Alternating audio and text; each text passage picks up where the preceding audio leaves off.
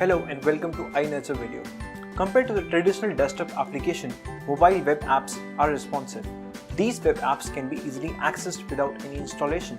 In this module, you learn the basics of mobile web application and their development. After watching this video, you will be able to discuss the fundamentals of mobile internet access and mobile web browser. Native and hybrid apps are installed in an app store, whereas web apps are mobile optimized web pages that look like an app. Like a website, a mobile web application is accessed using a web browser. Mobile web is not downloaded from any app store such as Google Play Store or Apple's App Store, as it is done in case of native mobile applications. Mobile web apps can be used on any smartphone or operating system. The web apps are usually developed in languages such as hypertext markup language, HTML, cascading style sheets, CSS, and JavaScript, which are the basic languages used to build a website on the internet. The main advantage of this is that the developer can use the technologies which he or she is already familiar with. This will ultimately reduce the cost of development. Another factor to be considered is monetization. To distribute mobile web apps, they need to be stored in app stores. Rather, they can be distributed from behind a paywall. The advantage of developing a mobile web app is that it can run on any mobile device, be it iPhone, Android, BlackBerry, or Windows Phone. A single code base enables easy updation and maintenance of a mobile web app. The disadvantage of developing a mobile web app is that it needs initial web connection. Mobile phones get various service offers from telecommunication service providers, TSPs. They work within a network based on these services. Mobile phones need electronic signals to operate. They receive these signals from cell towers that are located in cellular telephone sites. Mobile phones convert voice signals into electronic signals, send it to another mobile phone as a radio wave, and convert it back into sound after this radio wave reaches to the other mobile phone.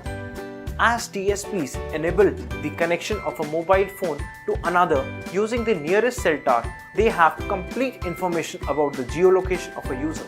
Hence, mobile phones are considered quite similar to a GPS tracking devices.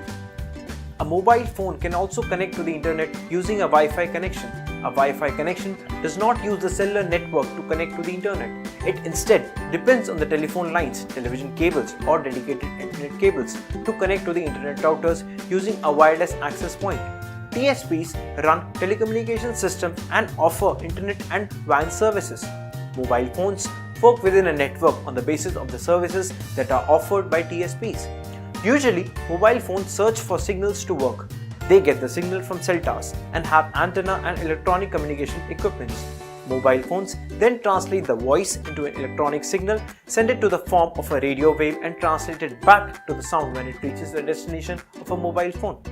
TSPs know our mobile phone's geolocation, and that is the reason why TSPs enable users to connect to each other mobile phones using the cell tower that are nearest to the users.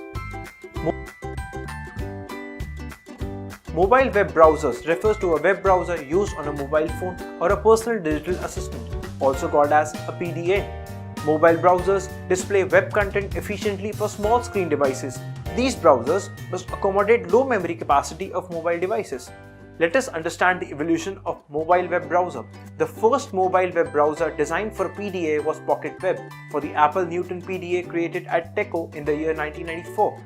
Later in 1996, the first commercial mobile browser called NetHopper was released in August 1996. Introduced in 1997, the WAP standard was created with the purpose of showing internet content on mobile clients, such as cell phones. The same year, the first mobile browser was deployed on a mobile phone when OpenWave placed their U.browser on AT&T mobile phones to provide access to HTML content.